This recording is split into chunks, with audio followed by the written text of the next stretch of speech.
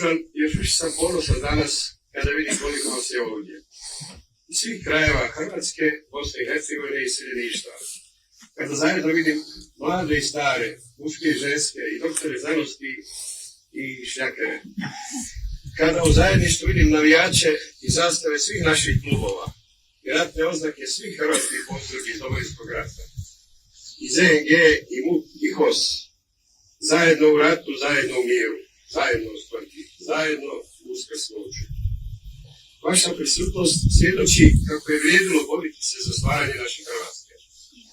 Siguran sam i Žarko je ponosan, a koliko je tek ponosan njegova majka, ne usudim se ni pomisliti. Preuzeo sam ovu časnu i tešku obavezu reći nekoliko rečenica koje je bio Žarko, majka Crveka, pa jer to je moja dužnost prema vojniku, ali prema jednom od najvećih heroja Domovinskog rata. A dužnosti nisam nikad bježao, kao ni pokojni Žarko.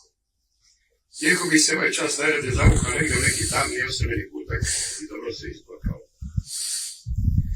Žarko je mogao ostati sa majkom Anom u Zagrebu, u Dubravi, pomalo raditi i biti živ. No Žak, kako smo zvali njegovi prijatelji iz kvarta, a u Bogdanovcima tako smo zvali naši studenti, doktori Dragovoljci i Hosa, također mladi kao on, Zoran i Dražen. Izabrao je drugačiji, puno teži put. On je svoj kvart, svoju majku, svoje prijatelje, svoju djevojku, svoj grad i svoju Hrvatsku odlučio braniti na njenom krajnjem istoku, u Vukovaru. I to vrijeme kada su iz toga smjera prema Zagrebu, prema Istri i Sjevernom Jadranu, a i prema inozemstvu putovali kolone vozile ljudi. U svojom kvartu bio je poznat kao zaštitnik slabijih, često puta i daleko većih i jačih momaka nego što je bio sam. Toga ljeta kada 1991. kad sam ga upoznao, bio bez prednji zubi, bez koji je ostao štiteći slabije od jačih. I to neposredno pred odlazak za Vukovar, jer što se borili na Zagrebačkom Borongaju. No toga nije poružnjivalo, već me njegov vječni osmijeh davalo neki posebni šarm. A kad bi ga neko pitao za te zubiće, samo bi rekao, a to mi je napravio John Cipele od nekog lika, kaj misliš kak tek on gleda? Kad smo se sa Borongaja povukli na pogled velikog čovjeka novije hrvatske povijesti, gospodina Paradžika, upravo u to vrijeme, neposredno nakon pogreba, upoznali smo dečke iz Vukovara, Liču i Đanga, koji su u Zagrebu, u MUP-u, u ZNG-u i HOS-u prikupljali oružje i dragovoljci za obranu Vukovara. Žarko je naravno bio među prvima koji se stavlja na raspolaganje. I jednako kao još dvojica njegovi dečki iz Dubrave. Njegov prijatelj iz osnovne škole Stjepan Dugan i drugi, koji je tada već bio otac jedne male djevojčice, Pavao Skudić Dado. Iz Vukovara, ali tek nakon godinu dana, preko logora u Srbiji, od njih trojice, živ se vratio samo naš Stjepan. Hvala dragom Bogu, pa je ostao živ. Zato su kao ranjeni krstice odveli iz bolnice i ubili su ga na Ovčari. Žarko je poginuo u minskom podvišku Marinaca u takozvanoj štafeti smrti, spašavajući starije mještane Bogdanovaca. Tada je s njim u minskom podvišku poginulo još 6 hrvatskih branitelja, dok su njih 4 bili teško ranjeni, te su usprkos teškom ranjavanju, bez liječničke pomoći, bez hrane i s malo vode, na minus 15 stupnjeva uspjeli preživjeti 8, 9 i čak 12 dana, koliko je dugo preživio najteži ranjenih među njima Ivica Jurčan, bez 2 noge i tijela izbušenog sa 100 gedara. Od njih 7 poginulo u tome polju smrti, trojicu smo prošli 98. odmah nakon povratka okupiranih teritorija. A njih 4, među kojima je Žarko tek ovih dana nakon punih 27 godina. I sada ovdje isto na ovom mjestu zahvaljuje se aktualnoj ekipi iz Ministarstva hrvatskih branitelja, MUP-a i Ministarstva obrane na predanom radu na otkrivanju naših nestalih hrvatskih branitelja. Danas su tu s nama ministar Medved i načelnik Sučić. Dečki, hvala vam. Vjerujem i znam da će ova sjajna ekipa jednako tako snažno nastaviti raditi svoj teški posao i da će pronaći još mnoge naše nestale prijatelje i suborce, te civile kojih još uvijek nema. Isto tako siguran sam, znam da ćemo pronaći i našu trojicu zadnjih, za još nestalih, za dom spremnih dragovoljaca HOS-a, Jean-Michel Nicoliera, Duška Sveka Bosanca i Jadranka Anića Šnicko. Tu je i naša majka Lilijan, Žanova majka. Majko Lilijan, mi ne gubimo nadu. Vjerujemo u Boga i u naše hrvatske ljude. Uspjećemo u tome, ja to znam. U čemu je veličina Žarka? Po čemu se razlikovao od drugih heroja s kojima je ratovao i s kojima je poginuo? Zašto bi u nekoj drugoj državi Žarko imao na desetke ulice i trgova koje bi nosili njegovo ime? Također i desetine spomenika, snimali bi se filmovi i pisale knjige, a u njemu bi se učili u povijesnih udžbenika. A ne uči se, nema filmova, nema ni ulica, nema ni trgova. Baš kao što nema ulica i trgova naših prijatelja, vukovarskih suboraca i heroja, Marka Babića, Andrije Marića, Marinka Antunovića Bosanca, Blage Alberta Zadre, Jean-Michel Nicolijera, Mirka Zelica Švice, Ivana Brdara, doktora Juraja Njavre, u kojem bivši upravo smenjeni ministar zdravstva, ni novu bolnicu u Dubrovi nije želio preimenovati. Ili pak naših suboraca iz drugih postrojbi, Damira Tomljanovića Garana, Predraga Matanovića, Andrije Mateša Pauka, Mile Blaževića Čađe, kao i mnogi drugih poginulih hrvatskih heroja koje nisam spomenuo. A Domovinski rat iznjedrio ih je na desetine pa i na stotine. I ne samo mrtvih, i među živima je na desetine i stotine takvih heroja, koje nitko ne spominje reći. Ja volim reći kako su svi moji vukovarski osobci bili takvi. No opet, kad malo razmislim, možda i nisu svi. Svi su bili sjajni, neponovljivi, hrabri i pomalo ludi. Ali nekolicina njih bili su sjajniji, hrabri i luđi. Opet ću reći hvala dragom Bogu. Neki među njima i danas su živi. Doduše, oni danas jedva hodaju, teže govore, slabije vide. Ni zubi više nisu kao što su bili i gomile lijekova, više zbog fizičkih nego zbog drugih tegoba. No tu su, među nama su i sad su ovdje. Došli se pokloniti žrtvi svoga prijatelja.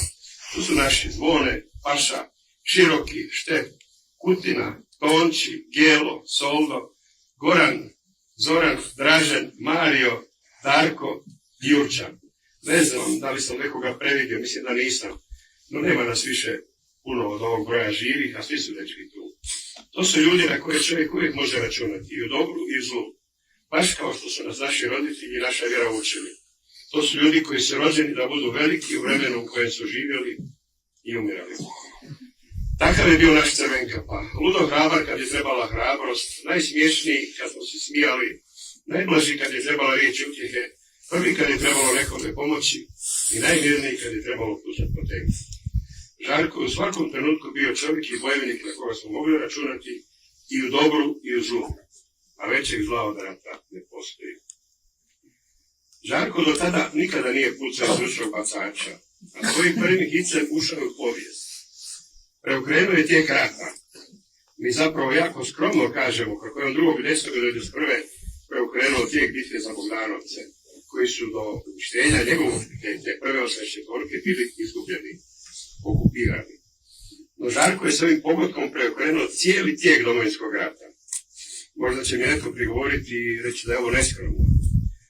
No kad se sjetimo tih vremena, Bogdanovci su tada bili vrata Vukovara, a Vukovar je u tome trenutku bio predziđe obrane cijele Hrvatske, kako u fizičkom, tako još više u psihološkom smislu. Vukovar je u tome vremenu bio uskrsli hrvatski Siget, u kojem je izvinulo svih 2500 pravitelja pod zapovjedanjem Nikole Šubića Zrinskog, uporno odbijajući tada najmoćniju svjetsku vojnu silu, cijelu tursku armadu pod zapovjedanjem Suvemena Veličanstvenog. Vukovar je tada bio iskrsnog američki Alamo, u kojem je šačica dragovoljaca pod zapovjedanjem Jesa Buvija i Vilema Bitrevisa uporno odbijala meksičkog generala Santa Anu sa silnom vojskom. Crvenkapa je tim svojim prvim hicem cijelu vukovarsku herojsku sagu napravio održivom. U Bogdanovcima je 40 dana, u Vukovaru još 50 dana. A Hrvatska, zahvaljujući svemu tome, nije okupirana u cijelosti još do zime 1991. Hrvatska je dobila na vremenu, ustrojila je svoju vojsku i sljedeće 4 godine pobijedila je u nametnutom ratu protiv višestruko nadmoćnijeg neprijatelja, a usprkos željama i planovima europskih i svjetskih moćnika i sila. Tako zapravo stoje stvari, a mi koji smo još živi imamo obavezu i dužnost svjedočiti o tome. Vrlo često pomislim kako je Žarkova žrtva i sve žrtve naših prijatelja i suboraca, nečijih sinova i kćeri, braće i sestara, bila uzaludna. Onda se sjetim kako je za ustraj države najviše od svega potrebito vrijeme, koje se ne mjeri sa 20 ili 30 godina, jer to nije puno niti u životu čovjeka, a kamoli države, a samo da malo smiri. Onda se sjetim dočeka naših sportaša za najveći svjetski natjecanje, onih 100.000 mladih sa hrvatskim znamenjem, I onda znam i vjerujem da ima nade za nas. Vjerujem u to.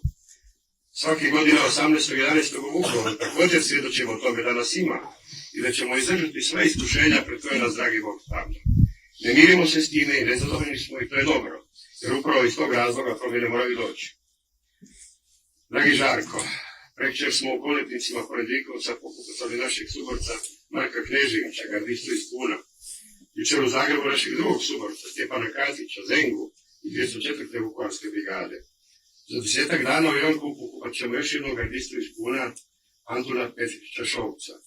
A danas sahranjujemo tvoje posmrtne ostatke i tvoju vojnu odoru u kojoj si pronađen, na kojoj je i nakon 30 godina neoštećen ostao znak naše postrojbe dragovoljaca HOS-a sa blještećim za dom spremni, kao svjedočanstvo jednog vremena u kojem smo stvorili našu Hrvatsku. Nitko danas nema pravo skrivati oznaku od koje smo se borili mi dragovoljci HOS-a. Ta je oznaka skupo i krvlju plaćena. Ne postoji taj sudac, ni zemaljski ni nebeski, koji bi tebi i nama mogao uskratiti naš znak. Počivaj u miru, dragi prijatelju. Nek tvoja duša napokon nađe mir uz majku Anu, a nadamo se i vjerujemo i uz oca Vinka. Mi koji ostajemo iza tebe napokon ćemo imati poznato mjesto gdje ćemo te obilaziti. Pomoliti se za tvoju, kao i za duše mnogih naših prijatelji koji se odavno otišli, ali i za prvog među nama koji će se vama pridružiti. Ostajemo ponosni i sretni što smo u jednom trenutku vremena živjeli zajedno. Hvala ti na svemu. Žak, obrni je s Bogom, ove doviđenja. Počivaj u miru Božem i neka te čuvaju svi anđeli nebeski.